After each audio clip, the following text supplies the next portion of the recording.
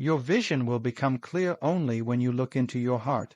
Who looks outside dreams, who looks inside awakens. You are not here to merely survive, not to drift through days, numb behind screens, chasing hollow victories, applauded for masks you never chose.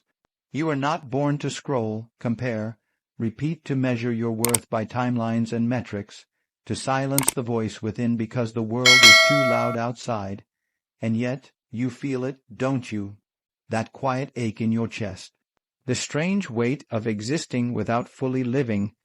The moments when you lie awake at night, wondering, is this all there is? Time slips, dreams fade, and somewhere a part of you watches it all unfold, the part that remembers who you were before the world told you who to be. This is not depression. This is not failure. This is the soul stirring, the ego cracking, the old structures breaking down to make space for something truer. It is the beginning of awakening. You are no longer satisfied with comfort that costs you your authenticity, no longer willing to wear the mask that earns applause but stifles your breath. You are ready to remember, not the life you were given, but the one that has been waiting inside you all along. The journey begins not in answers, but in the courage to turn inward, to meet the shadow, to face the silence, to rediscover the sacred fire that still burns beneath the ash. This is the moment the dream ends and the awakening begins. The trap of the false self. From the moment you take your first breath, the world begins to shape you. Not with love, but with expectation. Not with truth, but with projection. You are given names, roles, and standards to uphold. You are praised when you fit, corrected when you stray. Slowly, quietly, you learn to contort.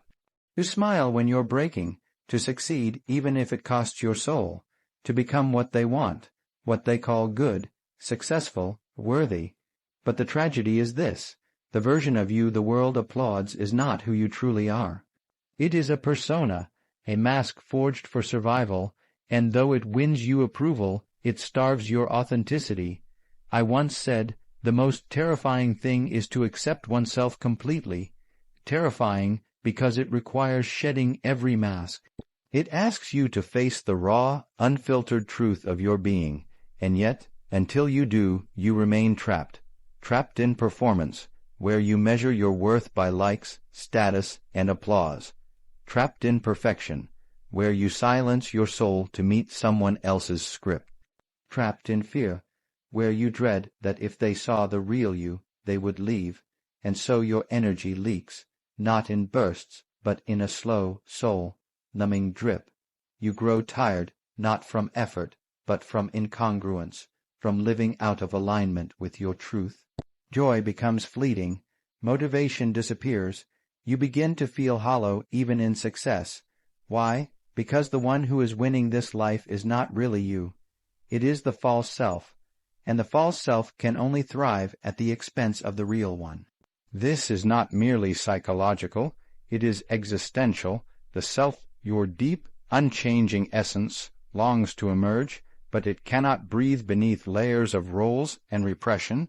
So it begins to rebel. You feel it in the restlessness, in the depression that medicine cannot touch, in the quiet ache that whispers, this isn't it, and it isn't, not because you are broken, but because you have outgrown the life built on a lie.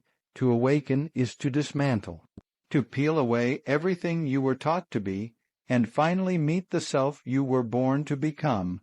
This process is not glamorous. It is death before resurrection, but it is the only path that leads to freedom. So I ask you now, not to perform, but to pause, not to strive, but to listen. Beneath every mask, every role, every false yes, your true self waits, and it is time to come home. Listen to the voice you keep ignoring. There is a voice inside you, not loud, not forceful, but persistent. It speaks not in shouts, but in subtle knowing. It is the soft ache when you're surrounded by noise, the quiet discomfort in the midst of your own success, the whisper that returns every time you are alone, this isn't it. You know the voice. You've heard it during sleepless nights, when the world fades and only your soul remains. You've felt it in conversations that leave you hollow, in routines that wear you thin. It speaks when you pause long enough to feel, but most days you run. You drown it out with scrolling, working, achieving, performing. You surround yourself with distraction because silence has become unbearable. But silence is not your enemy. It is the sacred space where the soul speaks. I once wrote, "People will do anything, no matter how absurd, to avoid facing their own souls." And I have seen this truth countless times in patients, in strangers, and most of all in myself. We are afraid of the voice within because it disrupts the life we've built. It questions everything we've been told to pursue. It says, "Leave this path. This is not your truth. You were made for something deeper." But to follow that voice means letting go of control. It means entering the unknown. And so we stall. We ignore. We convince ourselves we're being responsible, realistic, practical. But every day spent betraying the voice is a day lost to illusion. Wasting your life is not doing nothing. It is doing everything except what truly matters. It is pouring your hours into goals that don't light your soul.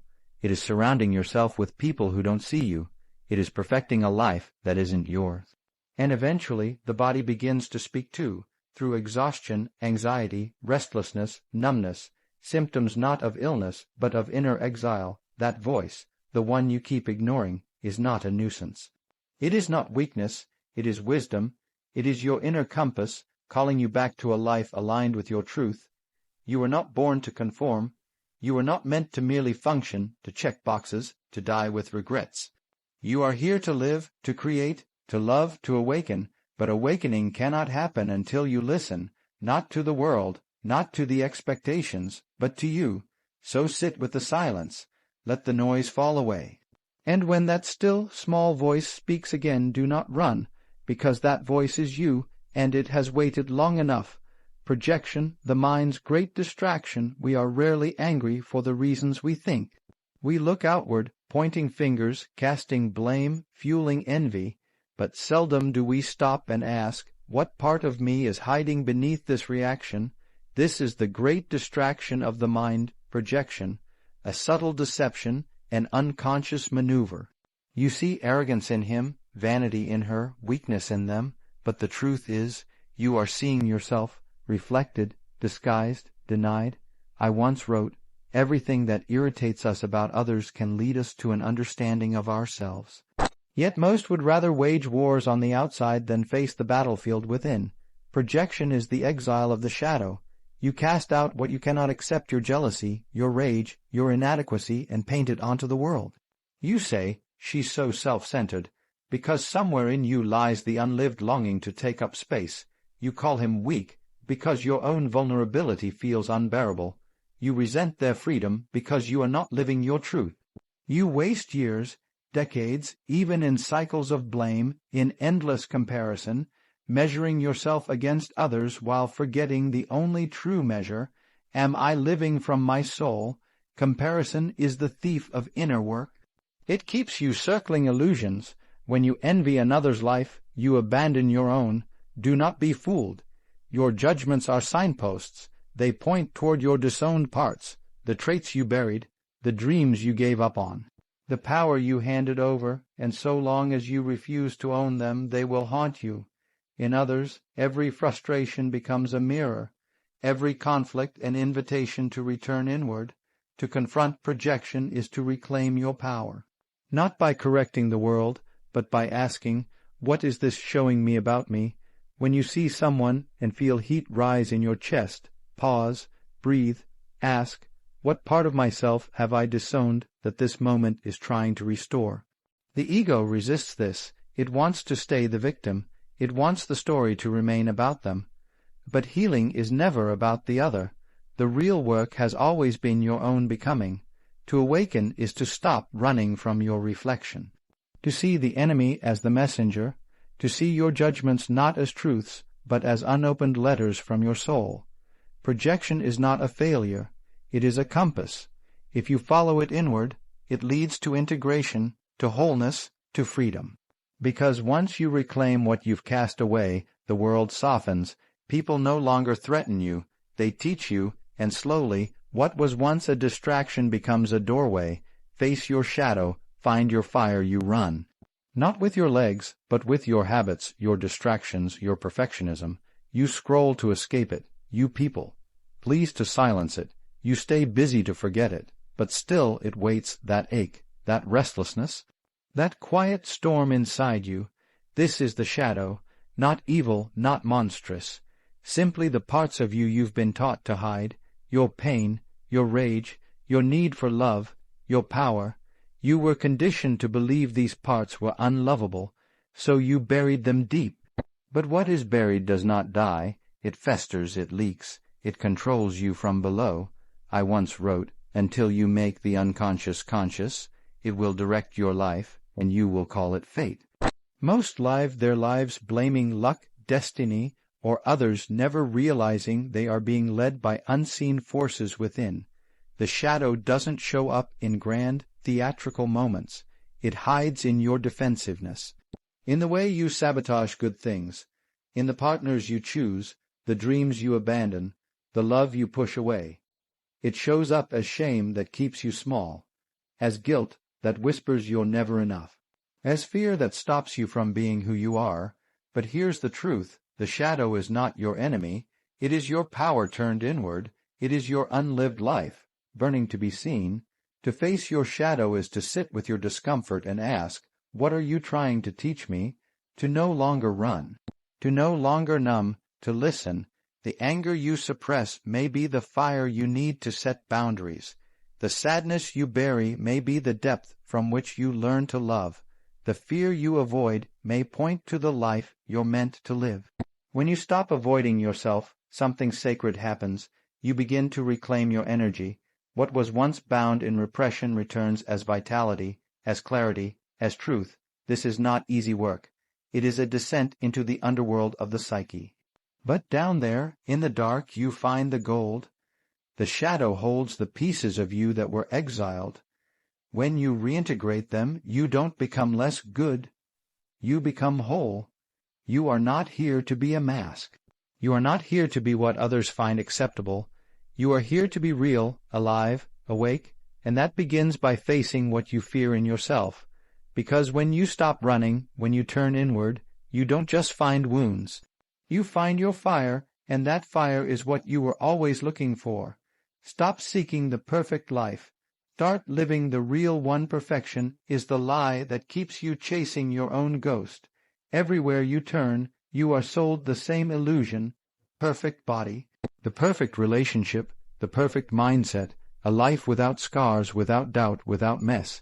And yet, the more you chase it, the emptier you become. You scroll through curated images, compare yourself to fantasies, and silently mourn a life that doesn't exist. You believe you're falling behind, broken, not enough, because your real life doesn't look like the one in the ad. But I tell you, this pursuit of perfection is not the road to happiness. It is the road to self-alienation. You were never meant to be flawless. You were meant to be whole, and wholeness includes the light and the dark, the triumph and the wound, the laughter and the heartbreak. I wrote, I'd rather be whole than good, because goodness, as the world defines it, is often a mask, a performance, a prison. Wholeness is honest. It is the courage to stand in your truth, even when that truth is messy, afraid, confused, or grieving. Modern culture tells you that suffering is a sign of failure. But your suffering is not meaningless. It is not proof that you're broken. It is a passage. It is your soul stretching toward transformation. The real life, the one that belongs to you, is not free of pain, but it is full of meaning. It is stitched with depth, texture, and emotion. It asks not for perfection, but for presence. To live a real life is to feel fully, to laugh until your ribs ache, to cry without shame, to love without defense, to lose and still open your heart again. This is the life your soul came here for, not to impress, not to achieve, but to awaken. Perfection keeps you separate from others, from yourself, from the present moment. But realness connects you to nature, to love, to the divine spark that lives inside your own chest. You must stop editing your soul for the sake of appearance. Let the cracks show, let the truth speak. Let the scar be seen and honored, because the crack is where the light enters. You are not a product. You are not here to a moment that will never return. And yet, you wonder why you feel disconnected. We were not meant to live in a haze of avoidance. We were meant to be awake, to breathe in the moment, to feel what is real, to listen, not to the world, but to the soul that stirs beneath your surface. I have said, your vision will become clear only when you look into your heart. Who looks outside dreams, who looks inside awakens. So many live asleep, trapped in the illusion that they will begin someday. But someday is not promised, and waiting to feel ready is the surest way to waste your life. What you lack is not time. What you lack is the awareness that this moment, now, is the only place your life exists. You cannot find your soul in the past, nor can you chase it into the future. It lives here in the quiet seconds you overlook, the warmth of morning light, the ache in your chest that speaks a truth you've buried, the stillness between thoughts where the divine waits patiently to be seen. To reclaim your life is not to manipulate time. It is to awaken to what is already here, and yes, there is grief in awakening.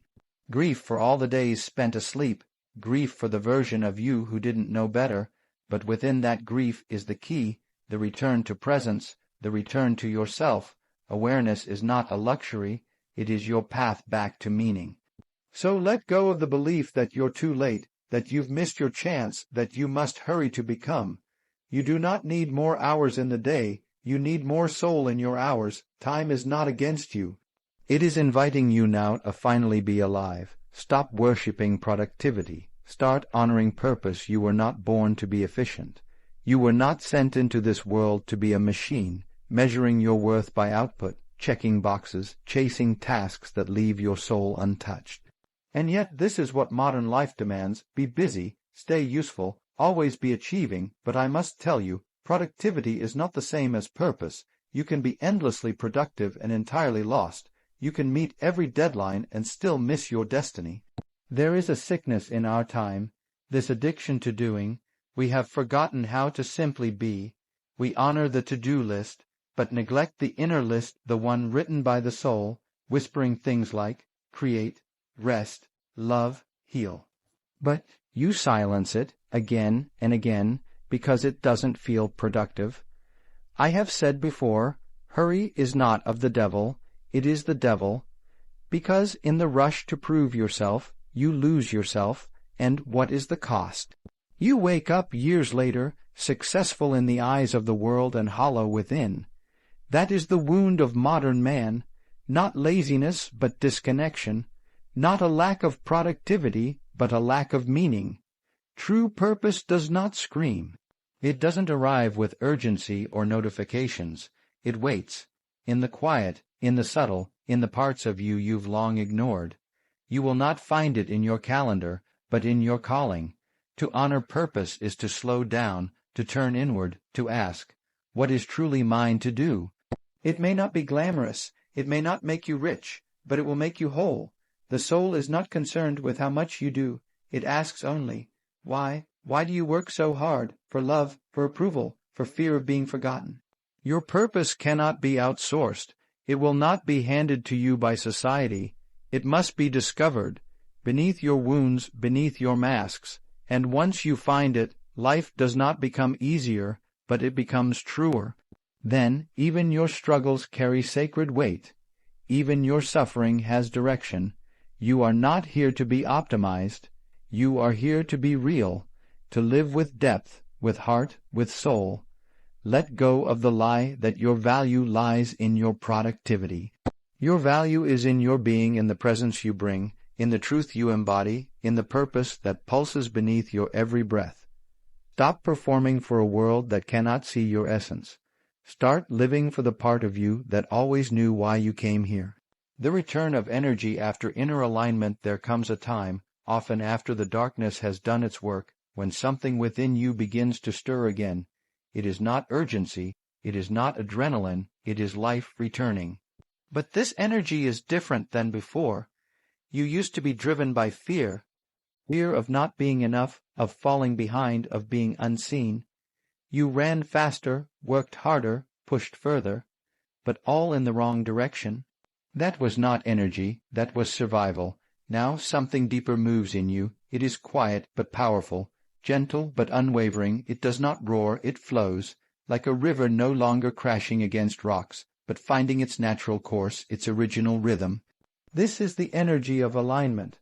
When your outer life begins to reflect your inner truth, when your actions are born not from obligation but from authenticity, everything changes. You wake up not asking, "What do I have to do today?" but rather, "What is true for me to do today?" It is not that life becomes easier, no, but it becomes clearer. There is no longer a war between your soul and your schedule, no longer a split between your values and your voice. This energy is not scattered, it is focused, it does not drain, it renews. I once said the most terrifying thing is to accept oneself completely, but once you do, truly do, your energy stops leaking into personas, people, pleasing and pretending. That leak, once sealed, becomes your power. Now you write, you speak, you love, you build not for approval, but for expression, not from pressure, but from presence, and others feel it. Your words carry weight. Your silence carries peace. Your presence, once restless, now anchors those around you. This is what happens when the soul returns to the body, when the inner child trusts the adult you've become. You are no longer split between who you are and who you think you must be. And in this integration, this inner alignment, your true energy is reborn. It is not frantic, it is not performative, it is not exhausted by trying to become someone. It simply is, like the sun rising without apology, like the tide moving with the moon, like the tree growing even when no one claps. You begin to move not by force, but by calling, and this, dear soul, is the return of vitality, not as a rush, but as a rooting. The river flows again, and this time it does not crash. It carries you home. So stop asking if it's too late. Stop seeking more information, and start listening. Start descending into your own soul. There, the life you are meant to live is waiting. Your task is not to foresee the future, but to enable it. And the only future worth living is the one that belongs to you.